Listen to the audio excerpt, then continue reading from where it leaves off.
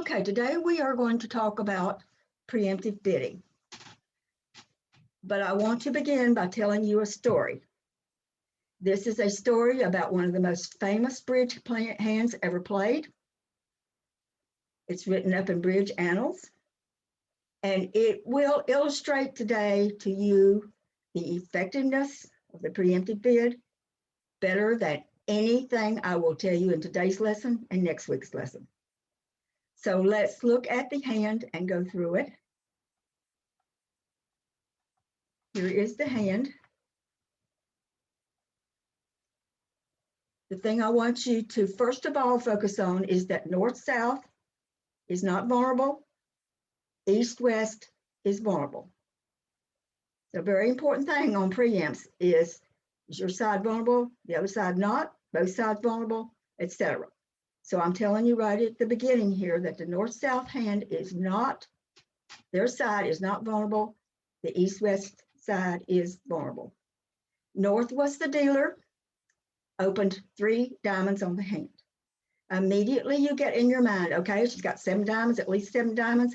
She doesn't have enough points to open this hand. So she's opened 3 diamonds. East makes a takeout double. You look at your hand. This hand, south, was held by Dorothy Hayden Truscott.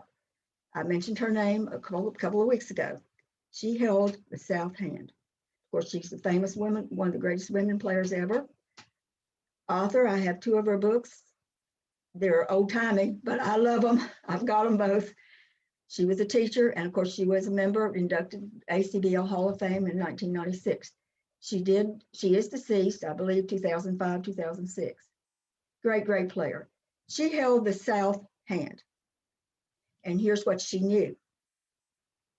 She knew that she and her partner held, but collectively between the 2 hands, at least 11 diamonds. She also knew that east-west more than likely had, for sure, a small slam, depending on who had the ace of diamonds and how those other 2 diamonds were breaking, and that they more than likely had a grand slam. She did not bid, it's her bid, okay, East has made her take out double. She did not bid 4 diamonds. She did not bid 5 diamonds. She did not bid 6 diamonds. Dorothy bid 7 diamonds. 3 diamonds, double, 7 diamonds. Poor West. Talking about now, okay, you got to come in at the level of 7 level. All right, he can pass. He can't bid 8 clubs for sure. He can pass 7 diamonds. He can double 7 diamonds. He can bid 7 hearts. He can bid 7 spades. So he finally decided to bid 7 hearts. And when the dust settled, down 1. So the north-south pair, Dorothy's side got plus 100, because you know if you go set, you're vulnerable, you get 100 points. And you're sitting there thinking, well, why in the world didn't she double 7 hearts? No. If she doubles 7 hearts, she's going to tip it off, and they're going to go to 7 spades, which is they can make. Here's the thing. She knew by bidding 7 diamonds, it was really going to put the pressure on them. And of course it did.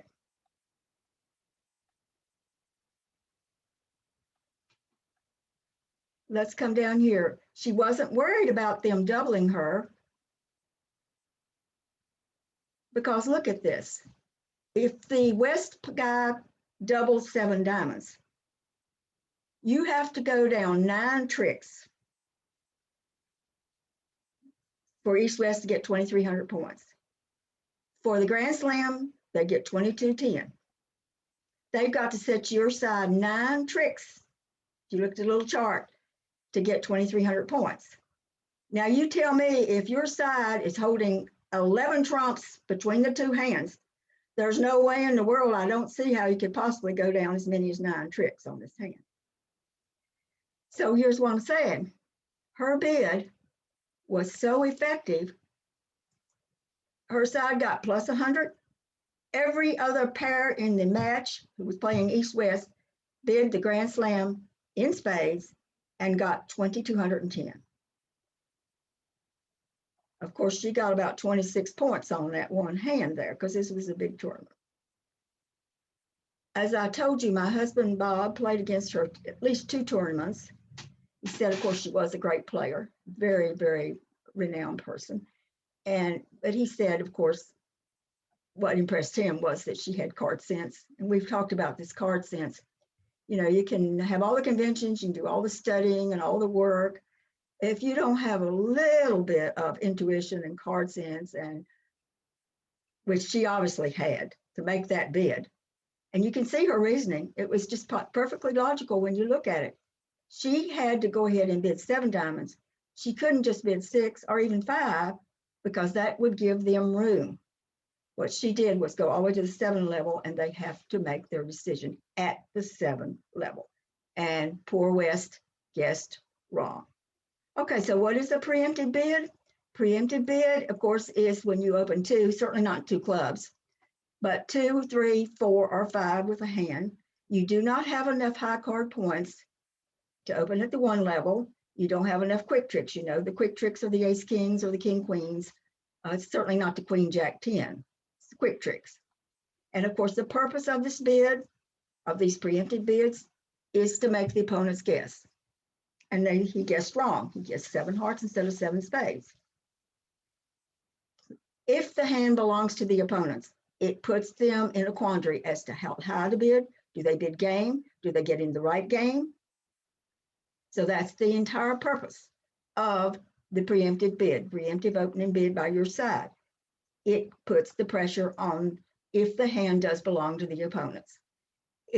All preempts are classified as defensive bids. You're making these bids, trying to jam the bidding, trying to take as much space, up as much space as you can, bidding room as you can, making the opponents guess at a higher level than they are comfortable. You know yourself when you're trying to compete against somebody that's opened 3 clubs, you got a pretty good hand. You know how uncomfortable you feel trying to, oh my, what should I do? Do I do the double? Do I just bid my suit? And of course, we'll be looking at all that. All right, so if you are the opening bidder and you are considering making a preemptive bid, here are some of the guidelines. And there are just tons of things that books tell you, do this, don't do this. If you got this, don't do that. But I've tried to pick out, I think, the ones that are most important to you, for you. You don't want to ever preempt past game. So 4 hearts or 4 spades would be as high as you would open the major suit. 5 clubs or 5 diamonds, those would be the highest bids you make. You don't preempt a 6 diamond bid. You don't preempt past the game level. If you are going to preempt in a minor suit, it's very important that you don't have a 4 card major on the side. This one's very important. Many times you miss a full forfeit if you preempt in the minor suit. So if you're sitting there and you've got a long, say, diamond suit, and you've got 4 hearts to the ace queen or queen jack or something, it's probably better just to pass, not to preempt in your diamond suit. Now, number 3, if you've got 6 of one major and 4 of the other, people are doing this. They're preempting in the one that has 6 with the 4 card major of the other major on the side. Again, just as in 2, sometimes you might have the 4-4, you might miss the 4-4 fit in the other major. I would not, I know people are doing it. I would not preempt 2 spades if I had most of my points in the heart suit. You see what I'm saying? Maybe I've got 6 spades to the queen jack or something, and maybe I've got king, queen, 4th of hearts. I would want to, if I preempted in the spade suit, I would probably do it if I had most of my points in the spade suit and maybe 4 hearts to the 9 spot. You see the difference in the 2 types of hands.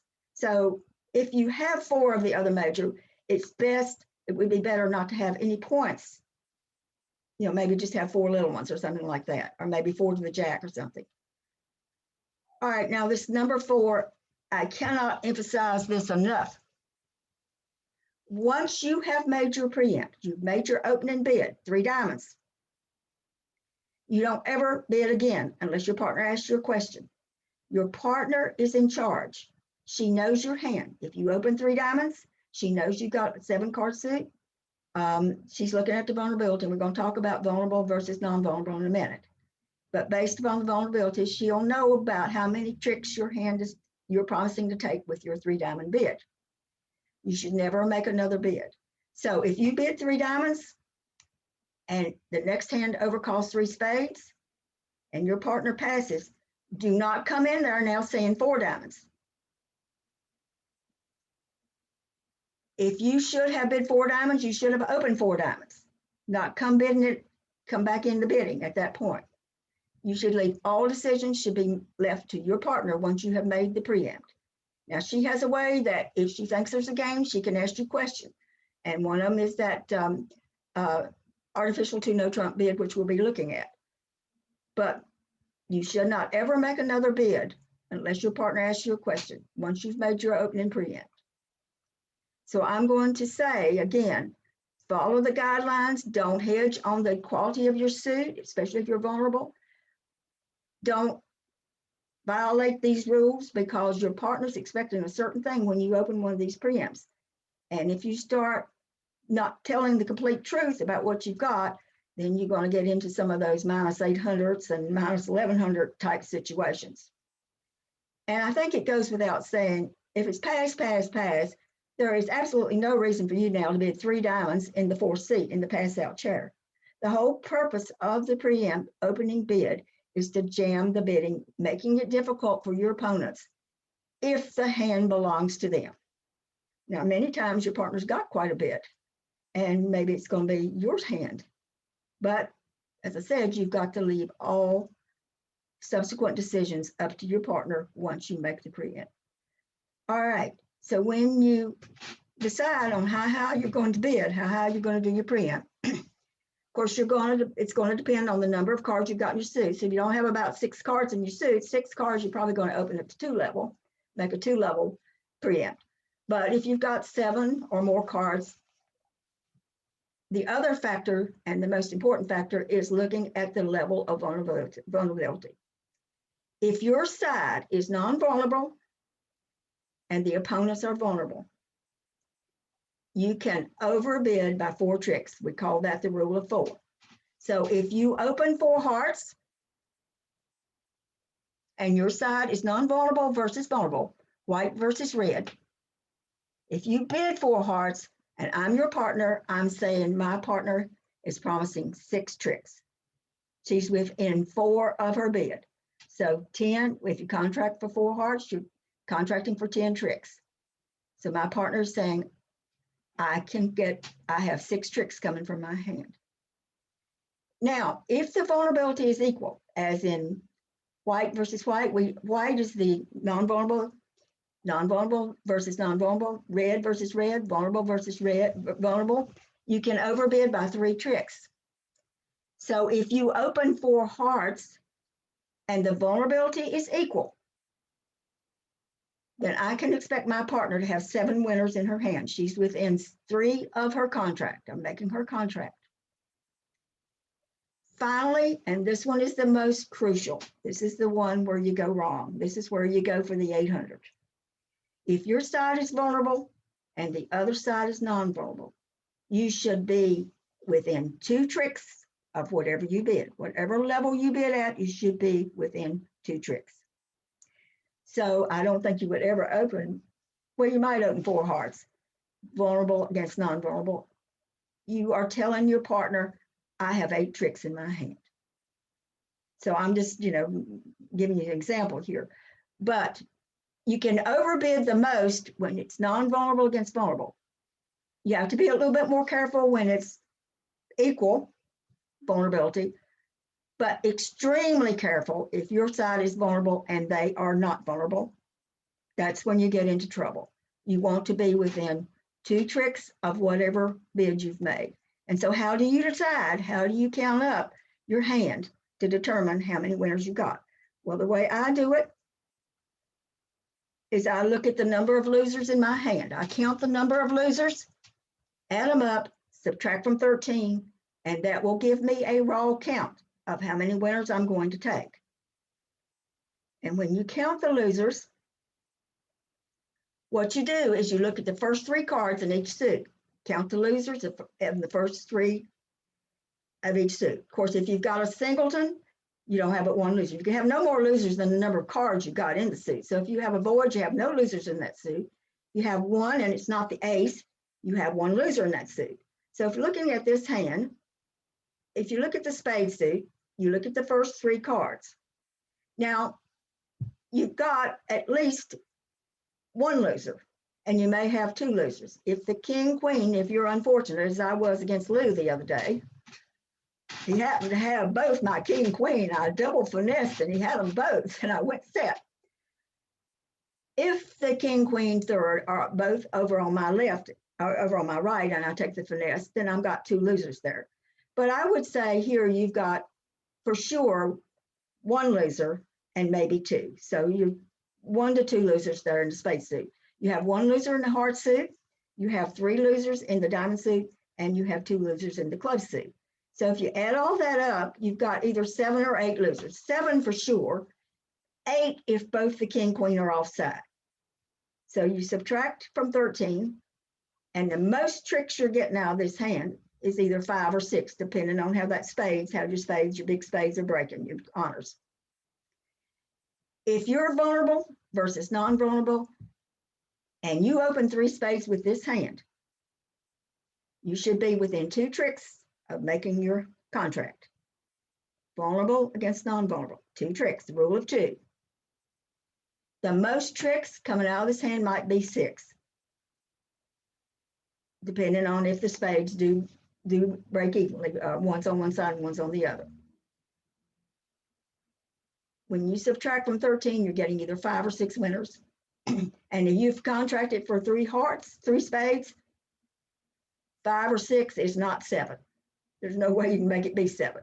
So you should pass with this hand. Now, if you were non-vulnerable against vulnerable, let's look at it from that. Let's turn it on the other side. They're vulnerable and you're non-vulnerable. If you bid 3 spades with this hand, now you're saying, I can take at least 6 tricks, partner. I'm within 4 of my bid. So if you contract for 3, you're saying you get 9 tricks. You're saying I can, if I'm non-vulnerable and they're vulnerable, I'm saying that I can take 6 tricks, partners. And I think with any kind of break on the spade honors, you're going to make 6 tricks with this hand. But do you see how people will open 3 spades with that being vulnerable? And you see, if you get doubled and you go down, you're going to go down at least 2 tricks, and you're going to go, and you're vulnerable, you're going to go probably at least 500, 800 on that hand. All right, let's look at the next one. Here you're vulnerable again against non-vulnerable. So you can overbid by 2 tricks. So let's count our losers. You have 1 loser in the spade suit, 1 loser in the heart suit. Remember, you just count the first 3 cards in each suit. So you, king, queen, 10, you've got 1 loser there. You obviously have to lose the ace. You have 2 losers in the diamonds. They're going to take the ace king, but you're going to get 1 of those diamonds. And you have 2 losers in clubs. You add them up, you have 6 losers. 6 from 13, you get 7 winners coming out of your hand. If you bid 3 hearts on this hand, you're telling your partner, I can take 7 tricks, partner, and that's about what you have. It's 7. And, you know, unless somebody had a void and got a rough with a cheap, small heart or something. So you could very easily, I would open 3 hearts with this hand, with hand number 2. And you all see why. Even vulnerable against non-vulnerable. If I'm non-vulnerable and they're vulnerable, I think I would open probably 4 hearts with this hand, because I can overbid by 4 tricks. And I'm guaranteeing 6, and I have at least 6, so there you go. All right, this next one, I find that sometimes people preempt when really they should be opening 1. This hand is too good to preempt. Now, while you don't have but 10 points, all of your points are in 2 suits. You have a tremendously strong spade suit. Let's look at the losers. First 3, you have 1 loser in spades. You have 2 in hearts, 2 in diamonds. Hopefully you're going to get that king of diamonds, and 1 in clubs. That's 6 losers. 6 from 13, it's 7 winners coming from this hand. Normally, if you are evaluating your hand and you count 7 losers in your hand, you open the hand. This I would not open with a preempt. I would open this hand with 1 spade every time. Regardless of vulnerability, that's what I would open. Again, it's a matter of looking at how many tricks are coming out of your hand. All right, let's say your partner has opened a preempt and it's now your bid. How are you going to respond to the preempt? You already know what your partner has. The opponents don't know what each other has. They don't know if it's their hand. They may know it's their hand. They don't know. You know, you are the partner. You know what you have, and you know exactly if your partner has told the truth. That's why you should not hedge when you make these bids. If you open 3 hearts vulnerable, you should have 7 winners coming out of your hand if the other side is non-vulnerable. And if I'm your partner, I'm counting on you to have 7 tricks. If I've got 3, I'm going to put you in 4 hearts. But if you've lied and you've got a suit like Queen, Jack, 10, 9, 7th of hearts, you see, you fooled your partner. So that's why it's very important to follow these guidelines. Don't hedge on them. Don't ever lie about them. All right, so your partner's open to preempt. Next guy passes, does not double or anything. Normally, you're going to pass. You don't have much. You're normally going to just pass. I'd say most frequently that is your bid.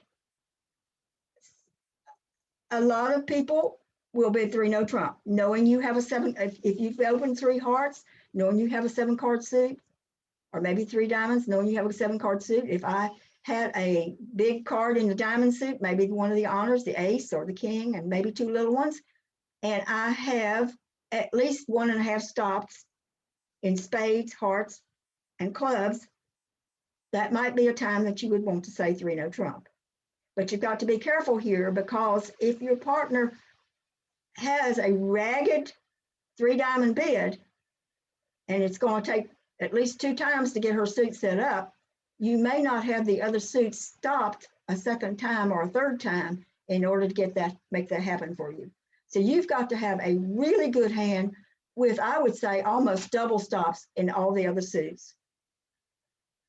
And at least 1 honor card with a couple more on the side so that you can get your partner's suit set up, ready to cash.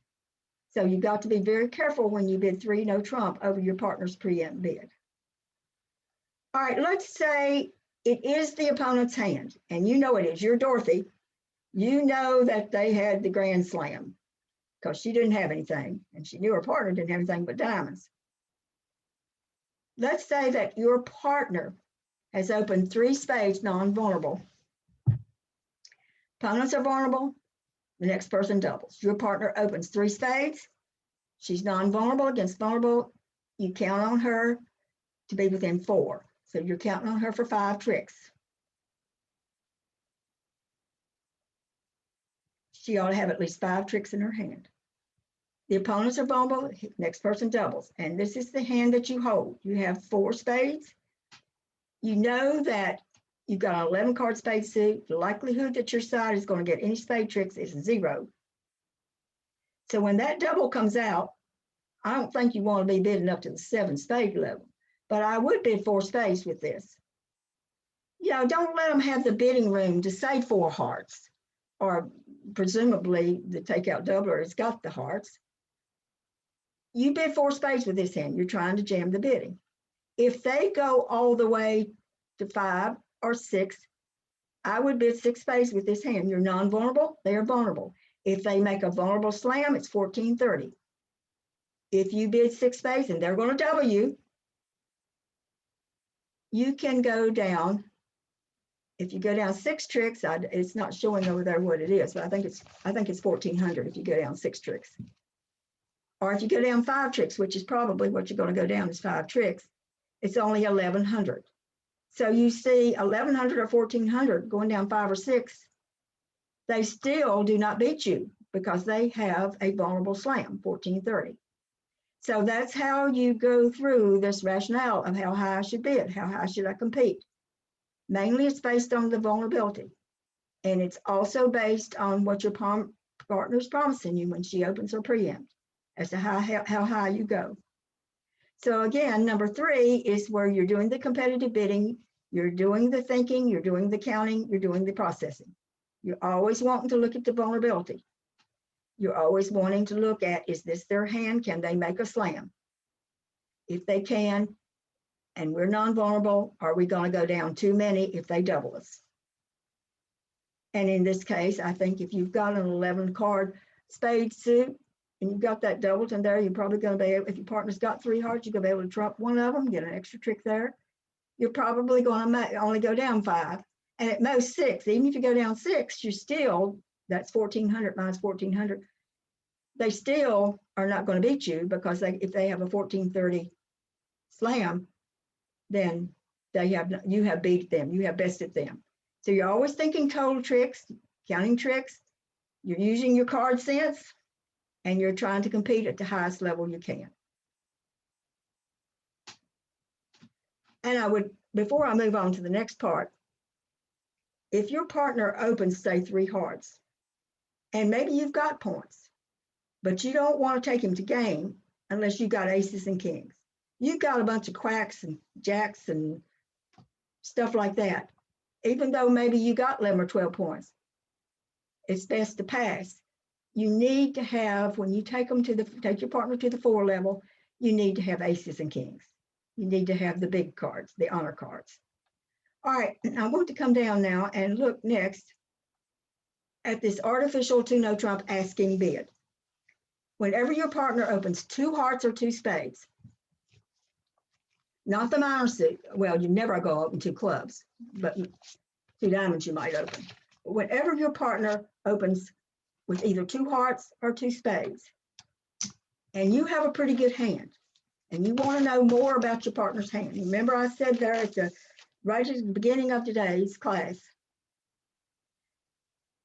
that once you make your preempt, you never, ever bid again. You leave all the decision up to your partner unless your partner asks you a question. The partner over a 2 heart or a 2 spade bid can ask you a question by making what we call the artificial 2 no trump bid. It is not what you normally think of when somebody bids 2 no trump. There are 3 different versions of this artificial 2 no trump bid. You know, on your convention card, down at the bottom of the first side, you have what is your range for opening a week 2 bid. So I'm now just focusing on the hearts and the spades. If you open 2 hearts, you open 2 spades. People play anywhere from a 5 to 11 points. It is a partnership agreement. I play 5 to 10. Some people play 6 to 11. Some people play 6 to 10. Whichever partner you're playing with, make sure you know your range if a 2 heart or 2 spade is opened. Now, over to the side of that convention card, it has a 2 no trump box. If that box is checked, then that means that this bid has to be alerted. So if I've opened 2 hearts and you bid 2 no trump, if we were in the regular room, I would have to say alert. But if you're playing in the virtual games, you have to self-alert. You have to say what the 2 no trump bid means. So some people play, this first example of the 2 no trump bid is August.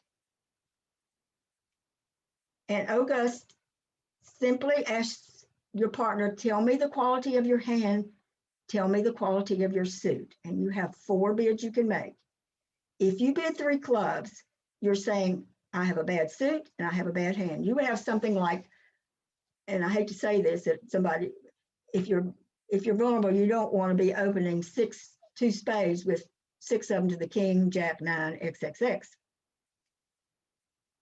But if you've got a bad suit, which that would be a really bad suit, and you've got a bad hand where you don't have but about, say, 7 points, 3 clubs that you bid. You tell your partner right away, I don't have a good suit and I don't have a good hand. Some reason you open 2 spades though. If you bid 3 diamonds, you're saying, I have a good suit. By a good suit, you have all your points in your suit. You probably got the king, queen, 6th, maybe a jack or something on the side. You have a bad hand. The good suit means all your points are in your suit. Nothing much in the outside suits. 3 hearts, you're saying you have a bad suit, but you have a good hand. A good hand would be where you've got king, queens, in a couple of the other suits, but you don't have much in your you might have the king, 9, XXXXX of spades. The optimal bid that you're going to make that's going to really excite your partner is if you bid 3 spades. Here you're saying that you have a good suit as well as a good hand. So you've probably got the king, queen, 6 of your suit, or maybe the ace, king, 6 of your suit, and you've got maybe an outside king. You've got 9 or 10 points. You're at the top of your range. So that's when you would make the 3 spade bid. Now, I, as your partner, based upon what you bid, if you bid 3 clubs, I'm signing off in 3 spades, and that's where it's going to play.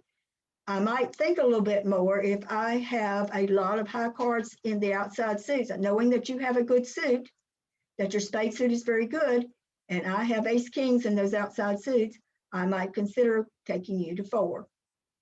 If you bid 3 hearts and you say you have a bad suit, but you have a lot of points on the outside, if I have the king, queen, jack, 4th of your suit, then I may consider taking you to 4.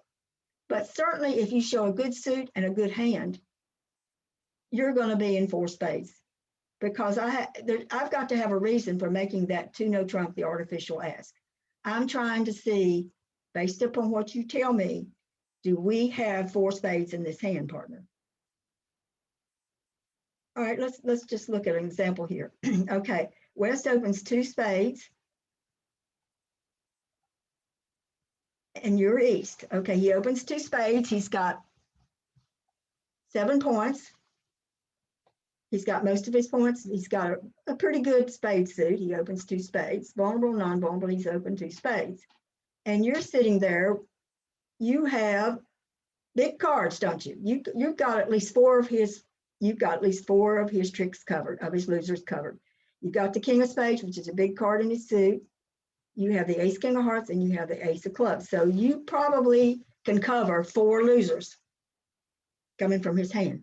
But you need to know a little bit more about his hand. So I would make the 2 no, if I were East, I would bid 2 no trump with his hand, trying to find out more about my partner's hand. Now your partner, his bid, I think he has a good suit, but he has a bad hand.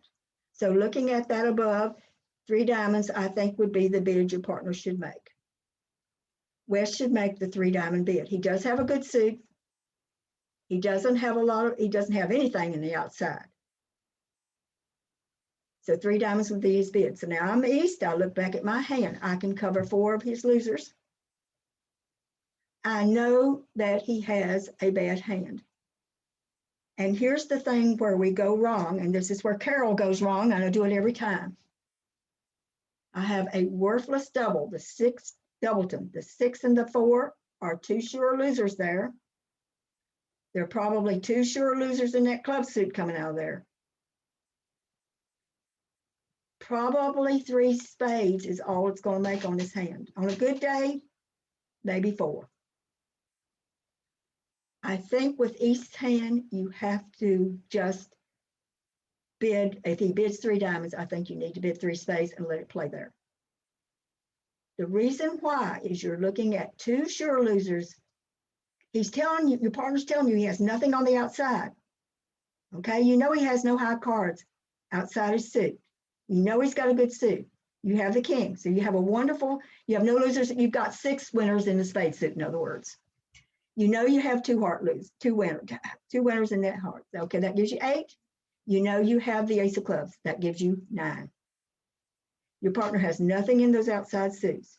You've got that worthless doubleton, and you've got probably 2 losers in the club suit, unless your partner's short in the clubs. So I would bid 3 spades, and that's where it plays. Now let's look at the next hand, though. Again, your partner opens 2 spades, and you have exactly the same hand. You see above the same hand. You bid your artificial 2 no trump. This time, you look at West's hand. West certainly has the good suit, and he has the king of diamonds on the outside. He has 9 points. He should now bid 3 spades with his hand, showing a good suit and a good hand. He's got top of his range with, 6 to 10. top of his range, he's got a good suit. So now you know that you have solid spades. You know he has something on the outside, possibly taking care of one of those 4 losers in the diamonds or the club suit. And so with your hand, you bid 4 spades. So it's important to look at you have the same hand in both situations, but depending on what your partner who opened the 2 spades tells you, that's how you make your decision whether to sign off in 3 spades or whether to go all the way to 4 spades. So you might want to look back at these 2 hands and think about them. I don't know if you play Augusta or not. Some people do and some don't. Now, other people use the artificial 2 no trump to ask for the number of losers that his partner has. This is what I use with a number of my partners. Let me try to get that. Okay, so if you open 2 spades and I bid 2 no trump, I'm asking you to tell me the number of losers you have in your hand. If you bid 3 clubs, you're telling me you have 9 losers. So if you look up above there, you have at least 1 loser in the spade suit, maybe 2, depending on if the finesse is where the king of spades is. So I would count it as 2 right now. You also have 2 heart losers. You have 1 diamond loser, and you have 3 club losers. So you have 8, maybe 9 losers in that hand, depending on where the king of spades is.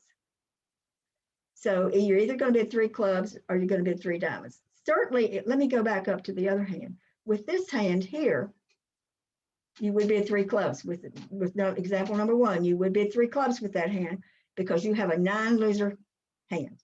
You see that? You have 9 losers. You have 3 from clubs, 2 in diamonds is 5, 2 in hearts is 7, 8, maybe 9 losers. I think probably with either one of those hands, you might bid 3 clubs. Maybe hedge a little bit on the second one there because you do have that king of diamonds. 3 diamonds would mean you have an 8 loser hand. 3 hearts, you have a 7 loser hand. So based on the number of losers you tell me you have, and I'm looking at the number of losers in my hand, you add those up, you subtract from 24. If you get something about 10, then you can go to 4. You can raise him all the way to 4. I don't want to get into the semantics of that because we can do that more in a later lesson if you wish to. And then there's a third use of the artificial 2 no trump. And that is, some people use it, do you have an outside feature, such as an ace, king, or queen in an outside suit? So in this particular hand that had the king of diamonds, if we were playing, showing me a feature, West opens 2 spades, East bids 2 no trump, and she's asking me for an outside feature, then I would bid 3 diamonds with this hand saying I have either the ace or the king, or maybe possibly the queen, jack, third of I do have a feature.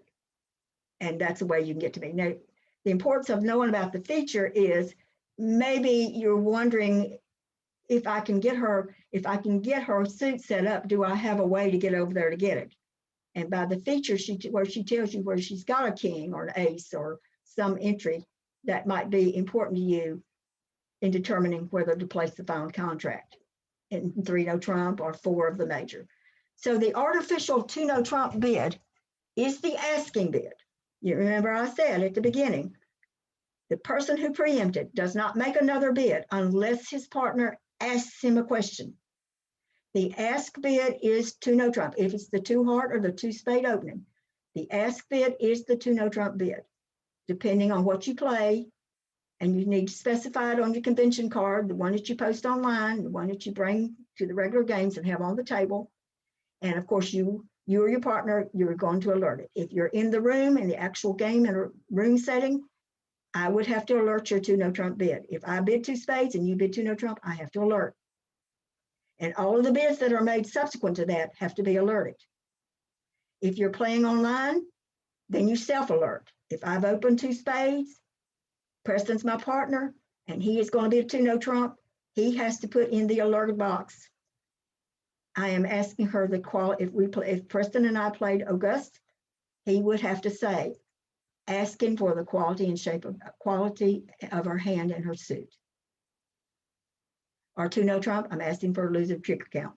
Or 2 no trump, I'm asking for an outside feature. You have to do that. And every bid, the bid that I make as the two heart or two spade opener, if I bid 3 clubs, I have to self-alert. I have to alert that, and if I'm playing online, and say, I have a bad hand, I have a bad suit. You're bound to do that. They can call the director on you if you don't.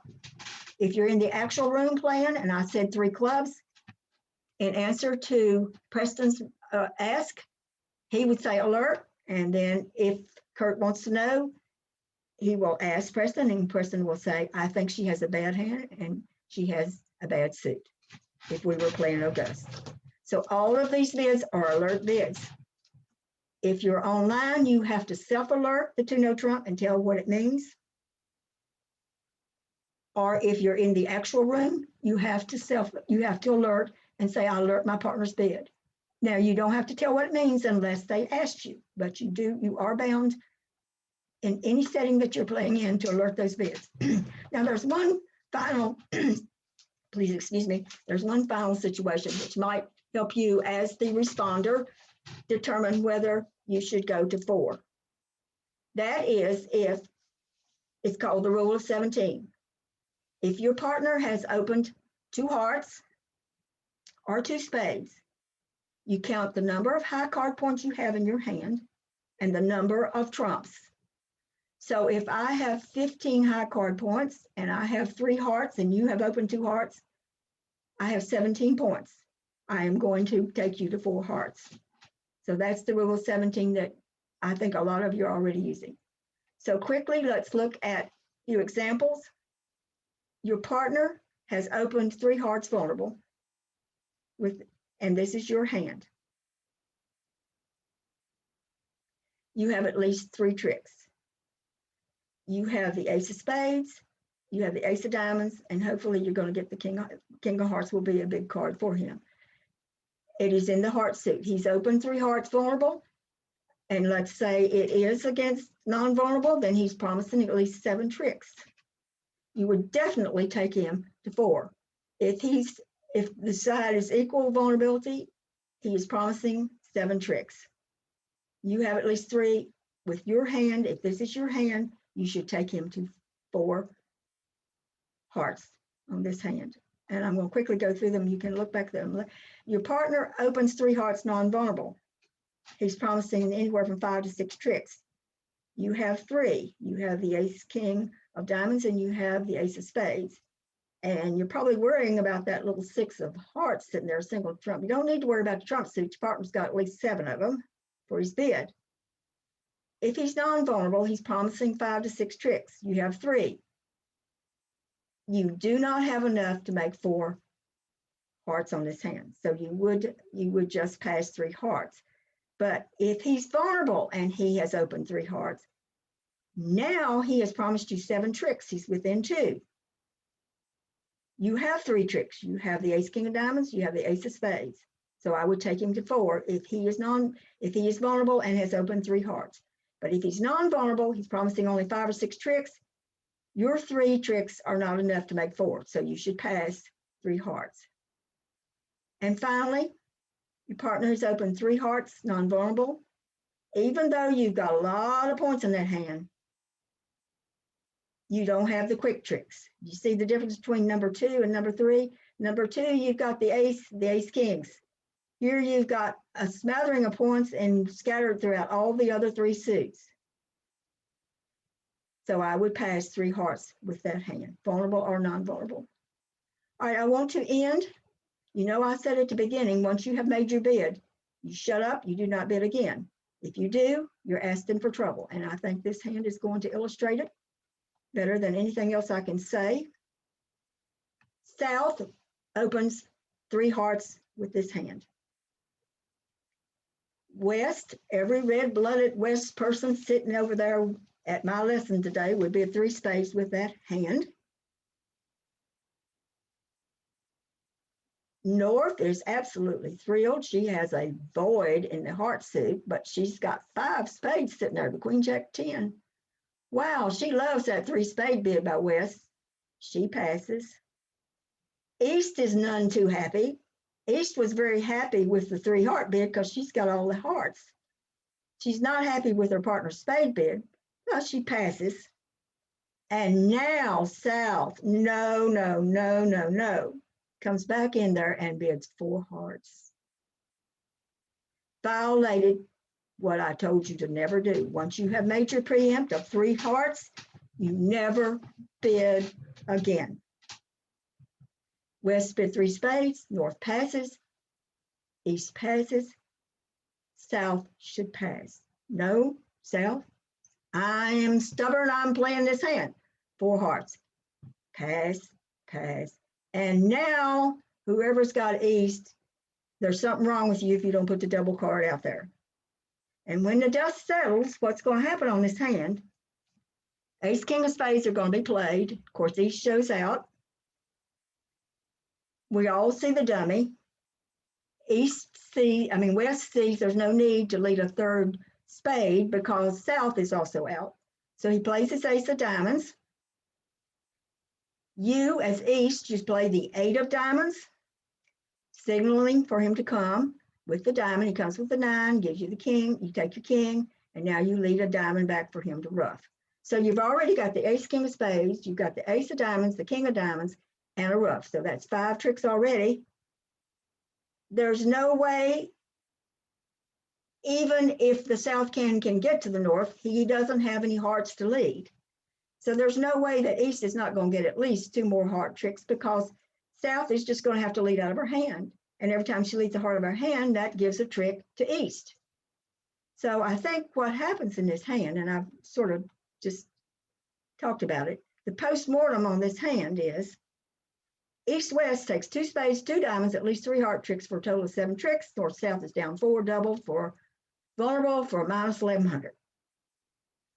And I don't know if North in this hand pointed out to his partner, if you just shut up, they're going to go off. We're going to get plus 150 on this hand. Now, again, I've got to remind you, don't jump on your partner, although partner deserves it, because I have told you that once you make your preempt, you never make another bid unless your partner makes that 2 no trump ass bid. All subsequent bids comes from your partner. So you see what South did. She says, by golly, I'm playing this hand. So she bids 4 hearts and she paid for it. She went for 1100. So that's the postmortem. That's what I'm trying to tell you. Okay, next week, we are going to look at the second part of preemptive bidding. This time, we are going to look at when they open. Let's say they open a club and your partner bids 3 hearts, the preemptive overcall. Today, we looked at when your side opened the 3 hearts or the 4 spades or whatever you opened. Next week, the opponents open and you're going to be the one making the preemptive overcall, the 3 heart or whatever bid that you make. So a lot of the things that I've said today, a lot of the bids you make will also depend on your vulnerability. And so we're going to be looking at that. So I thank you so much, and I'll look forward to seeing you next week.